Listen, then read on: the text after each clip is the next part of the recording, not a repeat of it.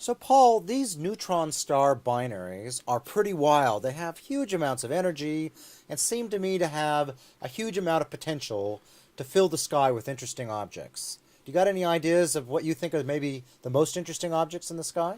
Well, I think possibly the weirdest of this whole weird category would have to be SS433, which was like a complete bombshell to the astronomical community when it was discovered back in the 1970s. It's got a good name, too. Sounds important. Yes. And normally, if you look at the spectrum of one of these X-ray binaries, you'd expect to see a particular emission line, say H alpha, from the gas around the disk. Now, this particular object, SS433, was observed here in Australia at the Anglo-Australian Observatory, and it was an X-ray source and a faint radio source, and it seemed to have a sort of nebula around it that might have been the remains of a blast wave of something, so it was an interesting target. And when they looked at it, they got a spectrum, and sure enough, it had the big line there, but also had a line over here. Ooh. And another one hiding and behind over you, but they here didn't too, see that yeah. one. Their original data only covered this range, because the spectrographs okay. weren't too good back then. And this caused them a lot of puzzlement, because they'd look up, okay, line here, and what you normally do is you look at a line and you look up the list of elements and see which one showed up at that wavelength. But there wasn't any really obvious plausible element that showed up at that wavelength. So what's going on? Some mystery kryptonite or something like this, some new weird element.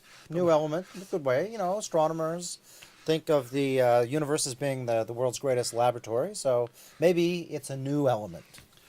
But, well, they went to re-observe it a bit later, and it had gone. Okay, so... So what do you think when that happened? Do you think you stuffed up your spectrum somehow? Well, when I see something really weird, I just assume there was a little glitch. A cosmic ray came in and wasn't right. Yeah. Okay, so they thought it was a bit funny, but yeah, maybe we shouldn't publish that, maybe. Yep. So worth avoiding, sweeping under the carpet a little bit. However, when more observations were made, this time in California, people discovered that, first of all, there were two of these things, but they came and went, they came back, and they moved around. So they'd actually move backwards and forwards in wavelength, in a symmetrical way. So you see they'd go both in closer towards the line and both further away from it.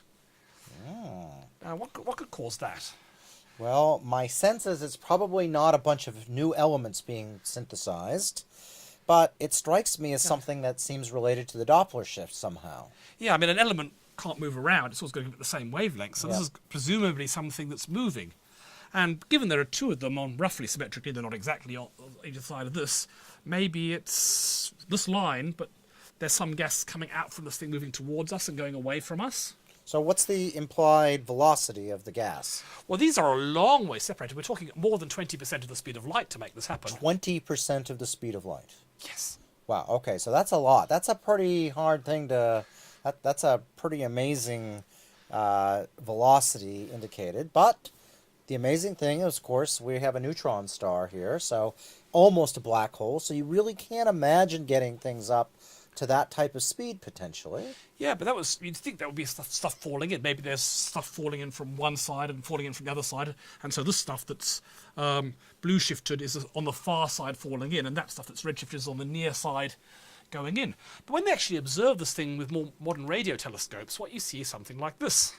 Oh, It's a geez. corkscrew. Now, you're the expert on corkscrews here, Brian. Yes, although mine tend to be used for extracting things, not just playing around in space.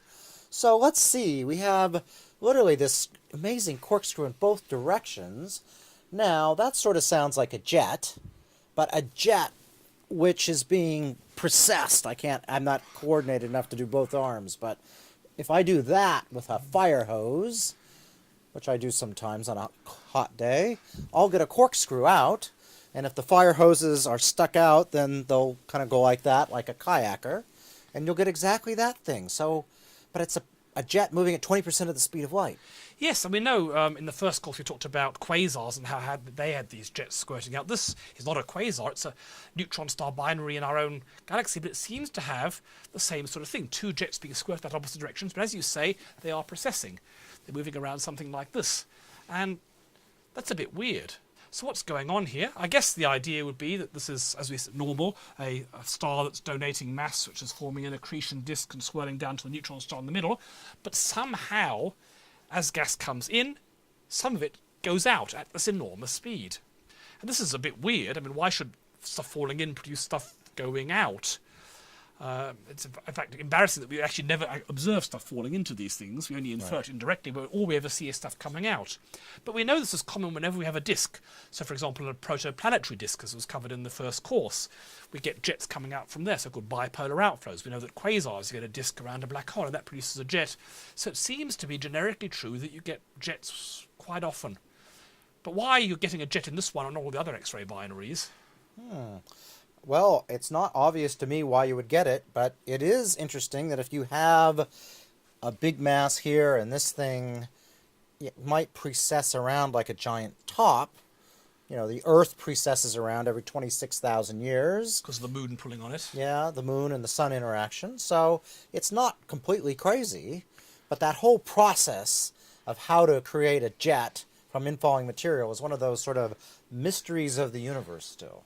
Probably got something to do with magnetic fields. Whenever we don't know what's going on, we invoke magnetic fields. That's right.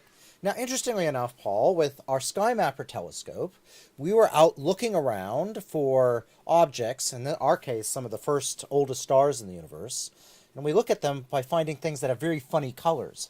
And we found an object that sort of looks like this. It's not exactly the same, but we found something that seems to be having jets shooting out at, large speeds in a way analogous to this, but it's in a very funny location.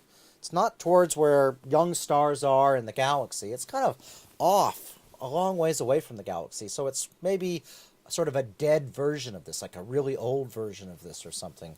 We're not sure. We still need to get more data, but it's one of the exciting things that you can find. There's not really nothing else like it that anyone's ever discovered before. Okay, so maybe SS433 is not alone in the universe.